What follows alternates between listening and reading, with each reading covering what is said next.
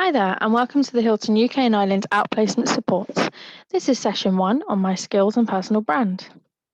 On our agenda today is my skills, covering self-discovery, motivations and interests, transferable skills and values, and looking at our personality styles. We're then going to move into my personal brand and what this means, and finish off with our CV, cover letter, and LinkedIn account advice. So we're going to start off with an intro to my skills and the self-discovery. And what we really want to look at is why this is important and what this actually means. So self-discovery is having a look at our motivations, our interests, our transferable skills, and our values. And this is really going to be internal and personal and individual to you. It's answering the questions such as, what am I good at? What skills do I have? How do I think? How do I feel? And how do I behave? When I'm at my best, what do I find challenging?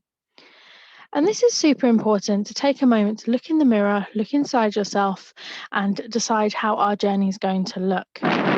Self-discovery helps us to identify our abilities, but also how we can leverage and develop them. Because the people who know what they're passionate about know what is their paths they wish to pursue.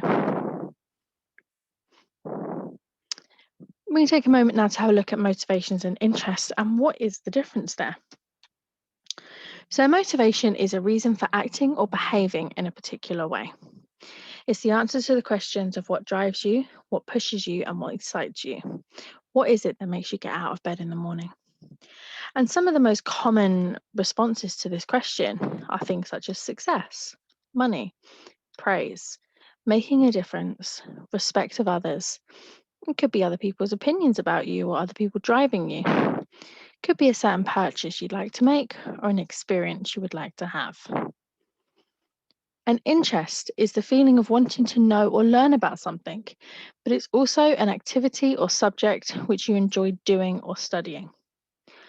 So again, it's answering those questions of, what do I enjoy?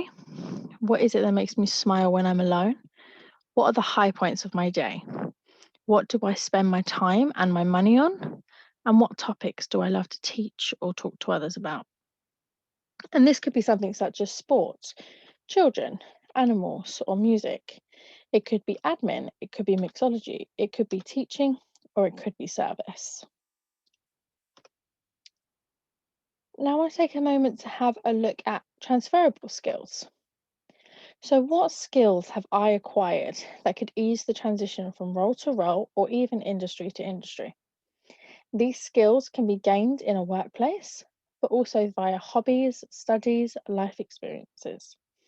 So some examples of soft skills could be people skills, adaptability, communication, timekeeping, multitasking, or leadership. Some example of hard skills we have could be money handling, hand-eye coordination, technology, or data analysis. So these are really key that we have a look at our transferable skills and decide how they would then fit into other roles or other industries. So what I've popped there on the screen are examples of key skills that somebody within hospitality will have. People skills, adaptability, money handling, data analysis, communication, and multitasking. And what I want to show you guys is how well those skills can feed into other industries. So people skills will feed into retail, finance, care, or transport. Adaptability will feed through to any other industry. Money handling is ideal for retail, finance and banking, or transport. Data analysis will feed through into retail, agriculture, finance, construction, manufacturing, or transport. Communication feeding really well into retail, finance, care, construction, and transport. And multitasking feeds in really well into our retail, agriculture, care, construction, manufacturing, and transport industries. So skills that you have gained in your current role, in your current industry, will set you up really well moving into other areas. Then we want to take a look at our values. So a value is a core, fundamental, basic belief that you have. It's the answer to the question, what is important to you? And it is vital to ensure that any potential employer's values align with your own. These could be things such as loyalty, flexibility, honesty, family, freedom, financial security, personal growth, or autonomy. So I've popped an activity up here on the screen. So I'd like to encourage you to press pause now, or to maybe take this activity with you and do it after this video. But what you want to do is to write down as many answers to these questions as you can within 5 to 10 minutes, and just write down keywords of why things are important to you. So the first thing is to think of 3 to 6 people that you admire or love, and why are they so important to you? This could be a family member, this could be a teacher or lecturer, this could be a colleague. The next thing I want you to do is observe yourself and pay attention to key decisions that you've made in your life or you will be making over the next coming weeks. And think about when you've had to make a choice, why did you make that decision you did? So if you had to decide between 2 different courses, how do you decide which course to take? Do you take the course that's going to give you the better grades, or do you take the course that's going to give you more downtime? Then we want to reflect on our bitter and sweet and what made these memories so memorable. So these don't just have to be key life events such as, weddings or funerals or anything like that. It could be a time you've had a clash with a friend. It could be a time that your parent told you off and you still remember it. Have a think about those moments and why was it that you remember them? So I want you to write down your answer to these categories.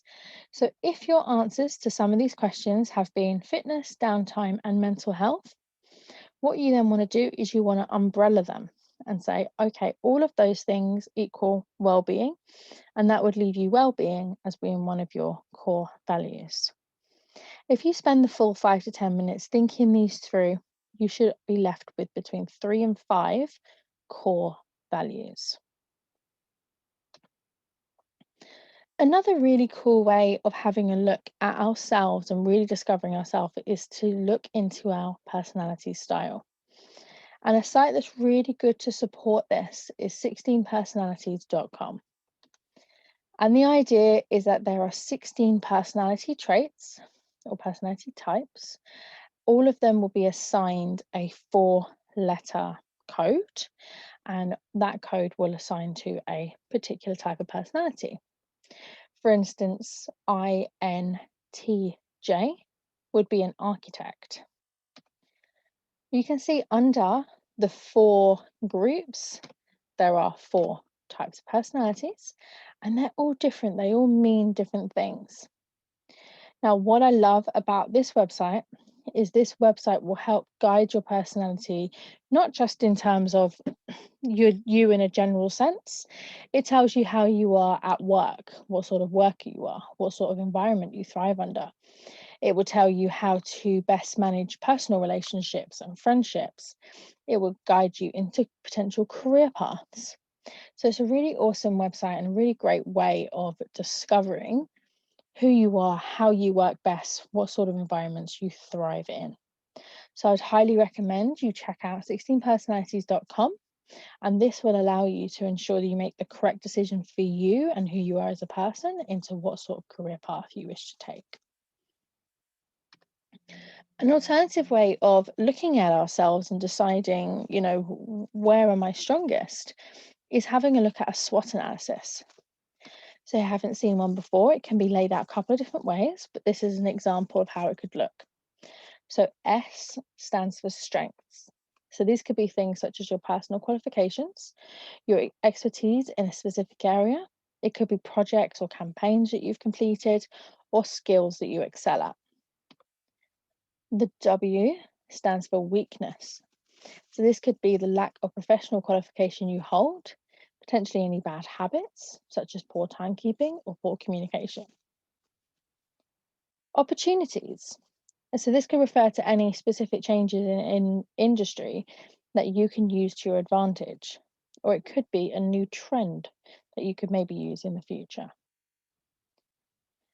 And your threats could refer to things such as your location, your availability, or are your personal traits hurting your career advancement? And to show you what I mean by this, On the screen are some ideas of personality traits that aren't negative. Things such as being bold, colourful, excitable, mischievous. They're not bad things. But when they're taken too far, when they're pushed to that edge, they could become detrimental to your outcome. So something like bold, when you take it to that next step, you could become overly self-confident, entitled, or have an inflated sense of self-worth. If you are excitable, you could become moody, easily annoyed, hard to please, emotionally unstable, or reserved. You could then go the other way and become aloof or indifferent to other people's feelings. So, have you got any personality traits that you think in the moment they become too much? I take them too far and they could potentially start to harm your career advancements. We're going to move into our personality brand.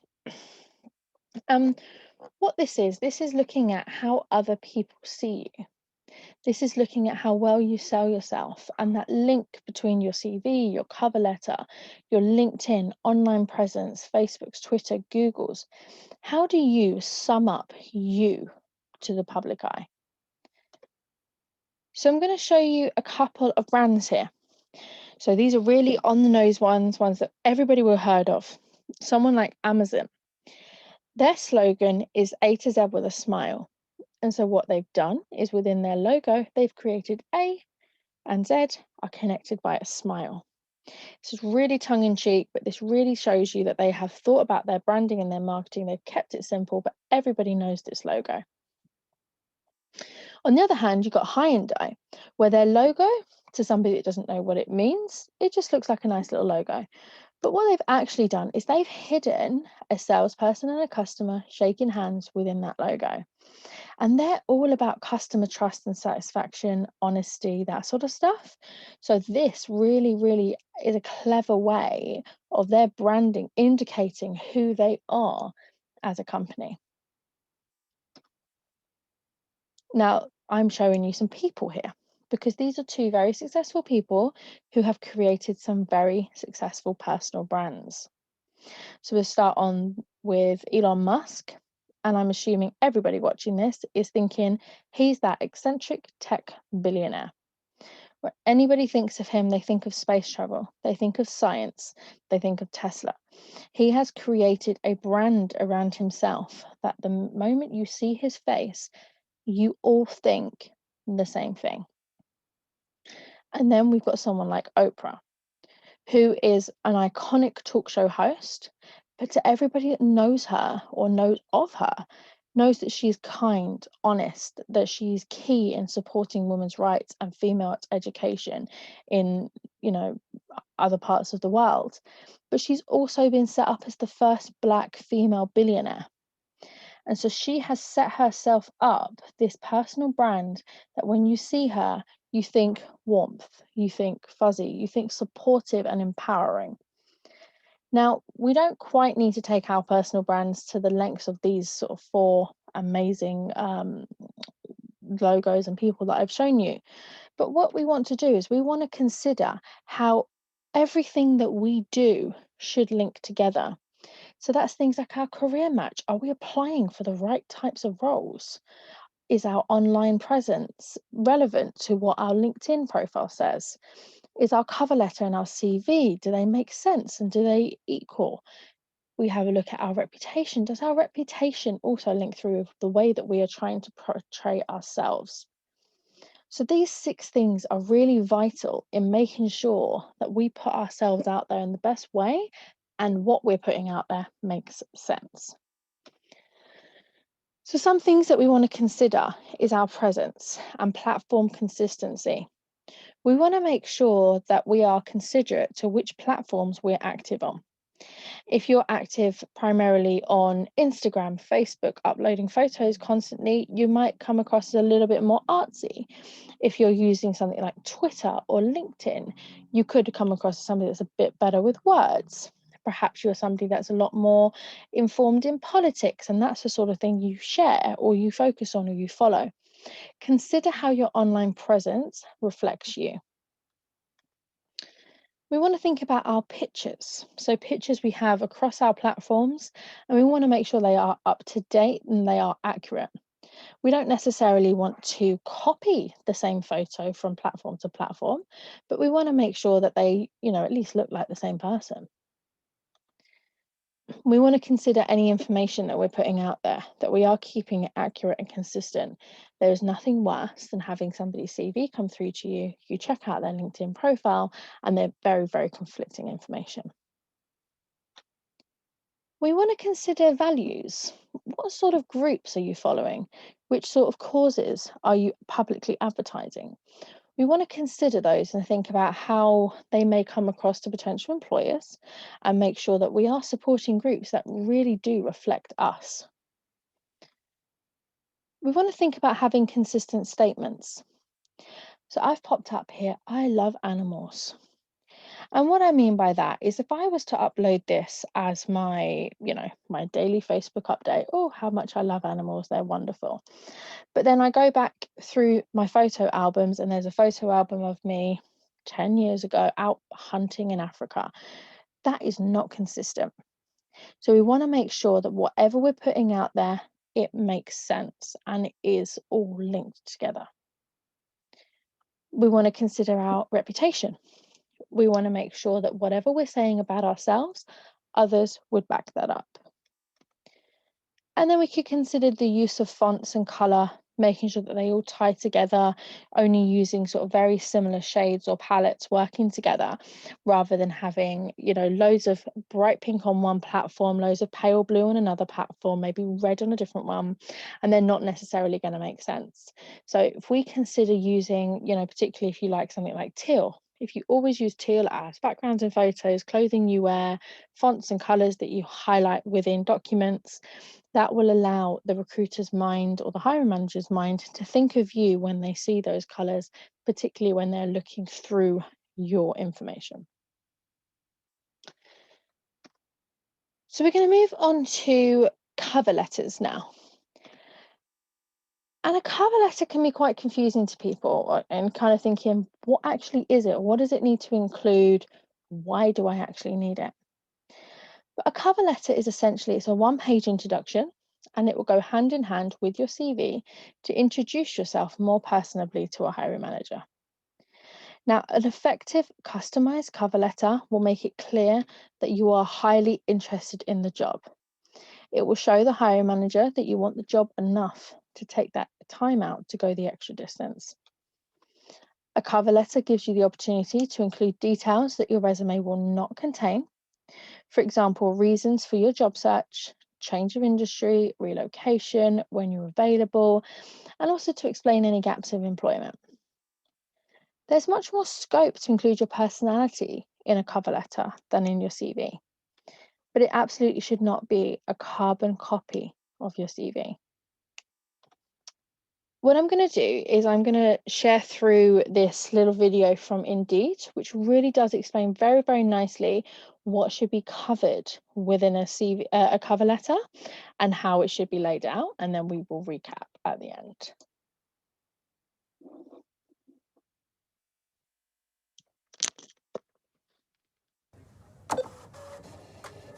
This is my resume, and here's its best friend, the one-page cover letter, aka its wingman. Together they work wonders, because what the cover letter does is set up the resume by highlighting what makes you a great fit for the job. It shows your personality with 3 concise paragraphs that should be readable in around 10 seconds or less. So, how do you write a cover letter? Let me walk you through one. Literally. Let's say you're applying for an engineer job. Don't forget your header. Date, name, address, contact info, all that jazz. Kick it off with a greeting to address the hiring manager. If you can, find out their name. If you can't, stick with this. The attention getter. The opening paragraph. Introduce yourself and enthusiastically tell the employer why you're applying for the job. Include why you're excited and how the job lines up with your career goals. Avoid sounding formulaic by adding keywords from the job posting. The middle paragraph. Dig into your most relevant experience and talk about the specific qualifications and skills that make you the perfect candidate. Oh, and feel free to pause and read when you need to. I've only got so long. Where was I? Right. Make connections between your previous accomplishments. Employers will likely have read your resume already, so avoid repeating the bullet points. Instead, deeply illustrate those highlights. To close the curtain, thank the employer. You can also make any clarifications, for example, any major gaps in employment history. Then, provide a complimentary close and signature that's friendly yet formal, followed by your name. Well, I think that's everything. Remember that the smallest moves are sometimes the smartest. So we're going to take a look at an example cover letter and really highlight into, what these steps would look like in real time, real life.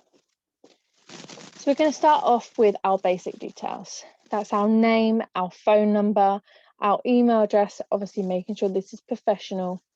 We're going to make sure we include the date on there and ensure this is kept updated. And then use of dear hiring manager, unless you know the recruiter or hiring manager's name. Your first paragraph is going to be really looking at why you think you're right for the job. You're then going to highlight any relevant career highlights. And then you can include a sign off, really going into a bit more detail about why you're excited to join them, if you are available, when you're available, and, I can't wait to hear from you again, that type of thing. I'm then going to take a look at our CV. And again, this is something that causes a little bit of confusion on kind of what is it? Why do I need it? How does it get laid out? So a CV is essentially, it is a written in-depth overview of your work experience, your skills and your qualifications that candidates can use when applying for roles. CVs come in all kinds of formats and colours and layouts. And the key is to make sure that yours stands out and is as informative as possible without being too time consuming for the hiring manager to read. So again, I'm just going to play another short little video, just showing you quickly how a CV should really be laid out or how it should look.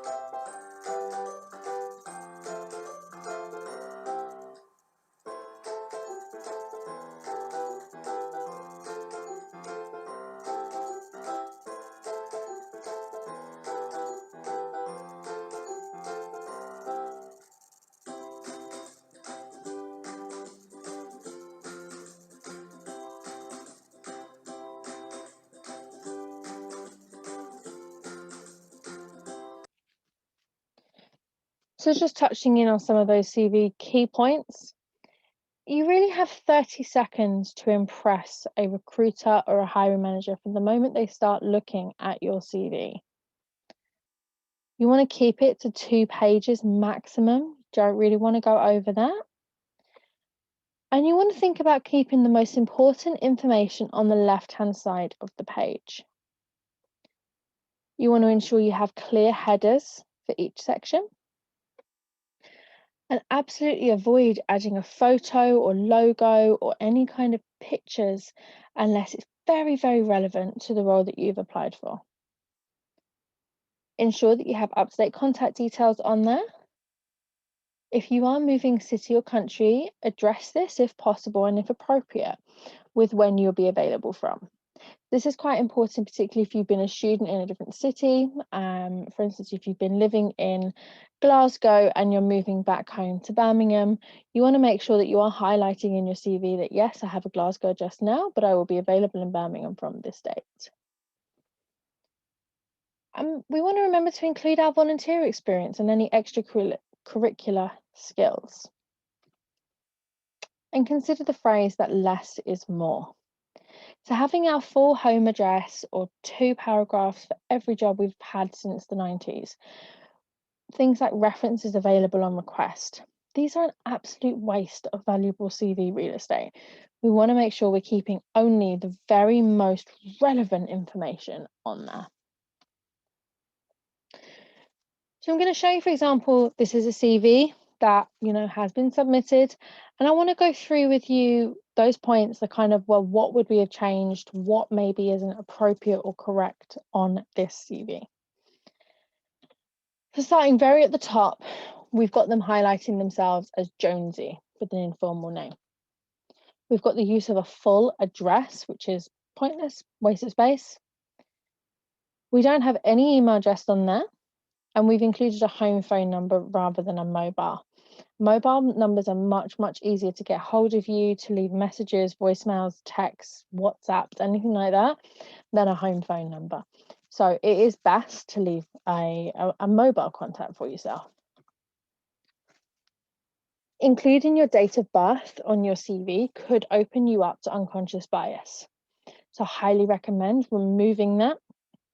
There isn't really a need to ever have this on there.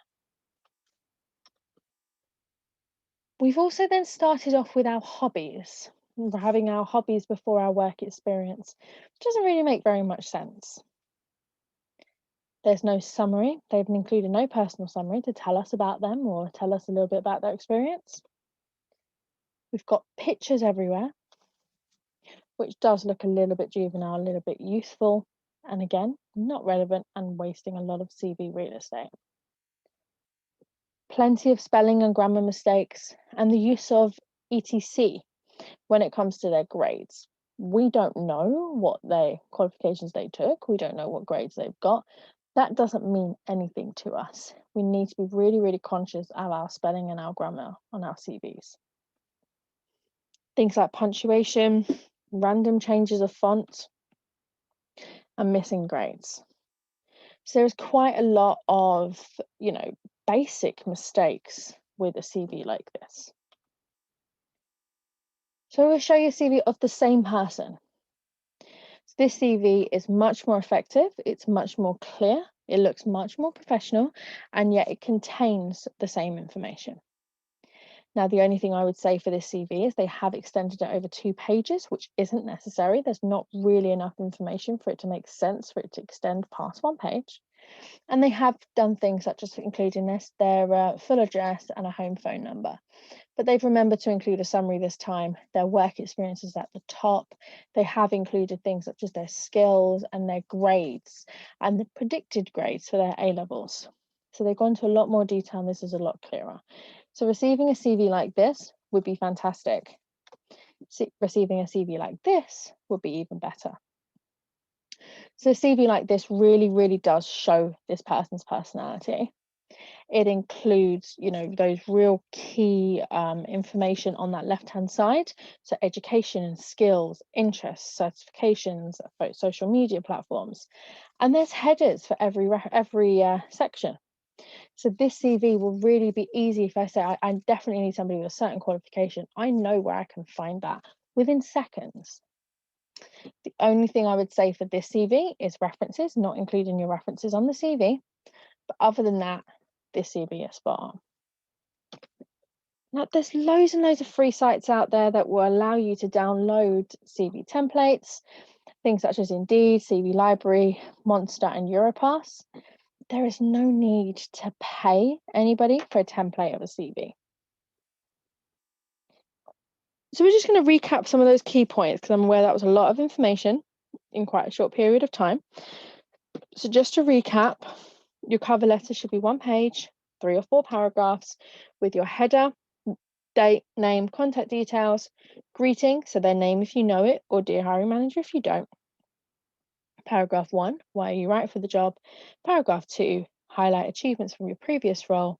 And paragraph 3, thanking the employer before signing off. Our CV, we're going to make sure we keep it, 30 seconds. 30 seconds, we want to impress that recruiter. We want to have it 2 pages maximum with the most important information on the left, including clear headers for each section, avoiding photos or logos unless absolutely relevant for the role we've applied for, ensuring we have up-to-date contact details, and addressing any moves of city or country, including volunteer experience or extracurricular activities, and ensuring that less is more. And there are some top tips we can sort of think about and consider when we're writing these. And the most important one here is considering a consistent format between the cover letter and CV. So if you're using a border on one, use it on both. Ensuring you're using the same color scheme, ensuring you're using the same font and sizes. Talking of font and sizes, be conscious of which font you're using and how big or small you're making it. Some fonts only come in capitals, some only come in more in lowercase letters. So think about that. You don't want to look like you're yelling at them. There's no point making everything absolutely tiny so you can fit more on a page. But again, there's no point making it massive so that it extends into a page. Consider how it will look once it's printed out, that it is legible and clear, but it's not, taking up loads of space and it's massive and really difficult to read. Consider your email address and make sure that you have a professional email address for job applications. Things such as personal pictures and date of birth. Let's avoid these. We want to ensure that we avoid any possible unconscious bias. Phone number, including our mobile number if possible. We want to ensure that we're updating our CV and cover letter for every role that we apply for. So you don't want to send something saying, I really want to work at Ford for X, Y, and Z reason, and then just forward that straight onto Vauxhall. If you have updated your LinkedIn profile, include a link to this on your CV. And before submitting these documents, read them again and again and again and again, and avoid any silly mistakes.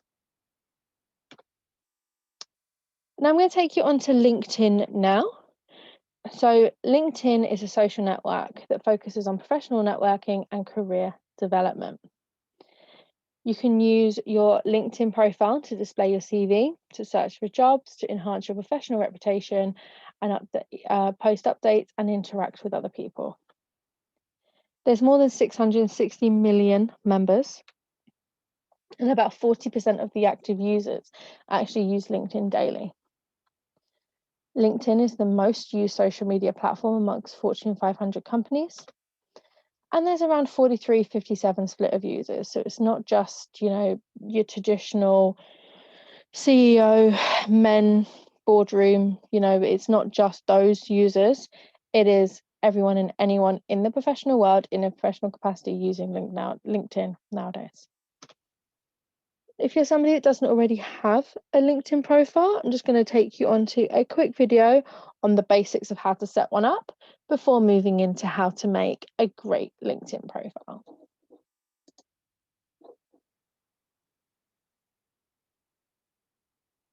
Creating a LinkedIn account is pretty simple. You'll just need an email address and a few minutes of your time. Let's take a look at how it works. To get started, go to linkedin.com in your web browser. Enter your information, choose a password, and then click the Join button. LinkedIn will guide you through the steps of adding more detail to your profile. Next, you'll need to verify your email address. To do this, go to your inbox, look for the message from LinkedIn, and then click the confirmation button. You can also choose to sync the contacts list from your email account at this time. This will make it easier to find people you already know on LinkedIn, so we recommend you do this eventually. However, if you don't want to do it right now, you can just skip it. A few more screens will appear, asking for your photo and professional interests. Like with email contacts, you can skip these steps if you'd rather deal with them later. However, we encourage you to explore everything LinkedIn has to offer to ensure you're getting the most out of it. After the sign-up process, LinkedIn may ask you to upgrade to a premium account, which costs a monthly subscription fee. While the premium account provides additional features, such as more messaging options and job opening details, we've found that you can get a lot out of LinkedIn using just the free account. We recommend sticking with that one for now. Now that your account is set up, you're ready to start creating your profile and adding connections.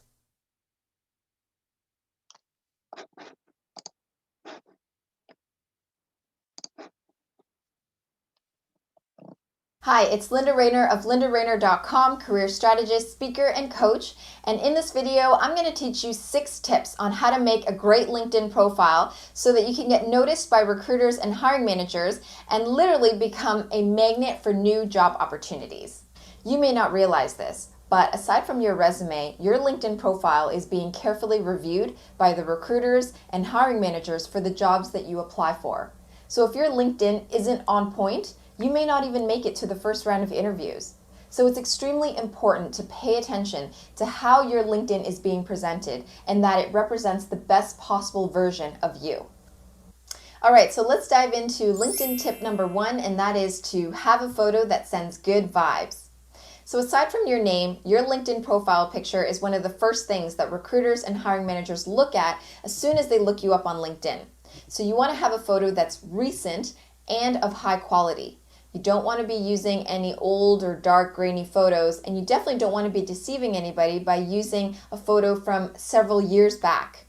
So you make sure that it's bright, it's clear, and that you're smiling and looking professional. So for the guys, perhaps wear a collared shirt and a suit jacket, and if you can, a tie as part of your LinkedIn profile picture. And for the ladies, I would suggest wearing a blazer or just a nice fitted top that is appropriate for the office. Also, try to have a LinkedIn specific photo instead of using a picture from a recent family wedding or some other occasion. And the reason for this is because you want to give the sense that you're serious about your career. So using any photo from any situation in any setting can cause some people to potentially question how serious you really are. So that's why I say if you want to put your best self forward in your job search and in your career, then that also applies to your LinkedIn profile photo. Tip number 2, use an appropriate headline. So I've seen different opinions on what people should put as their headlines. I've seen people say that you should have multiple description words that are high value and high impact, but to be honest, I completely disagree. I feel that you should just put your job title as your headline. So if you're a senior financial analyst, put that as your headline. If you are a finance manager, put that as your headline. And the reason for this is so that recruiters and hiring managers can find you easily. If they have a job opportunity and they're looking for someone with your type of experience, your title specifically, then they'll be able to find you. But if you put in all these complicated words and vague descriptions in your headline, people don't know what your title is and they don't know who you are and what you do. So I highly recommend using your job title as your headline. All right, on to tip number 3. Have a what I can do for you oriented profile summary. A lot of people don't even write up profile summaries in their LinkedIn profiles, and I think that's a shame because when you do have a profile summary, it helps you to get noticed by recruiters and hiring managers for buzzwords that they may be looking up. So in your profile summary, you want it to be short and sweet, but at the same time, you also don't want to just be talking about you, and instead talk about what problems you help to solve. And an example of how you would write your profile summary would be, I help organizations to perform budgeting, forecasting, and financial analysis over their revenue and expense budgets to ensure profitability targets are met at minimum costs. So that's an example of one sentence that you would have as part of your profile summary, and you would have probably, I would say, 3 or 4 of those, and that'll make up a full paragraph, and that will be your little intro for anybody that lands on your LinkedIn profile. On to tip number 4, and that is to make your work experience short and sweet.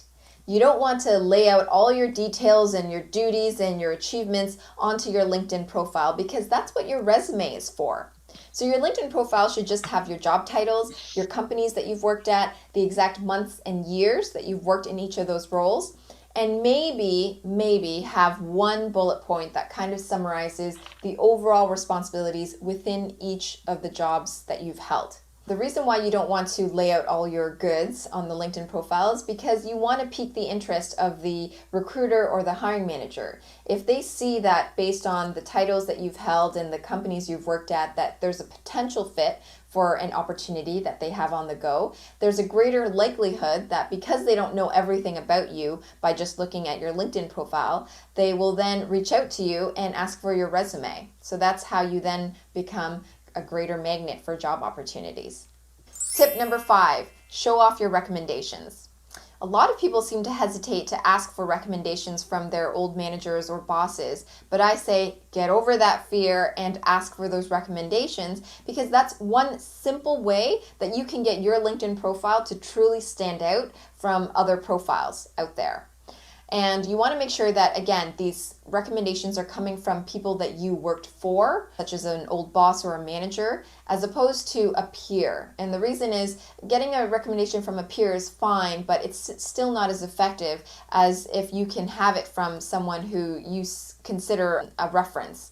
And finally, tip number 6, put out your contact details. This is something that a lot of people forget to do, but I say always remember to include some sort of contact information, whether it's an email address, and if you're comfortable, a phone number, somewhere that is easily visible on your LinkedIn profile so that any recruiter or hiring manager that really wants to speak to you right away about an opportunity can easily find it and reach out to you. So now you have it, 6 major tips on how to make a great LinkedIn profile so that you can become a magnet for new job opportunities. Now you know how to approach your LinkedIn profile, but do you know if your resume is still up to par? Feel free to download a copy of my 10 Ultimate Resume Hacks cheat sheet located in the link below for free. That'll show you 10 ways on how you can improve your resume to land more interviews. So to sum that up, on our social media, on our LinkedIn, we want to make sure we're optimizing the top half of our page. We want to include professional headshots and ensure that our headline really highlights what our job title is so that we can be found during a search. We want to update our summary to include who are you, who can you help, and how can you help them. We want to ensure that we are including relevant experiences, not copying and pasting our CV, but it should mirror what was there. We want to talk in first person, have it short and sweet, and add that personal touch. Ensure that your sections are no longer than 2 to 4 sentences long. Include things such as your volunteer experience and your education. You can also include things such as your training and licenses, things like personal licenses, food hygiene, train the trainer, and any keyword specific skills that you want to be searchable and endorsable on. And finally, finishing up with things such as our accomplishments, endorsements, and our references. So thank you so much for joining today's session on my skills and my personal brand. We are running other sessions on our career development, my job search, and my interview.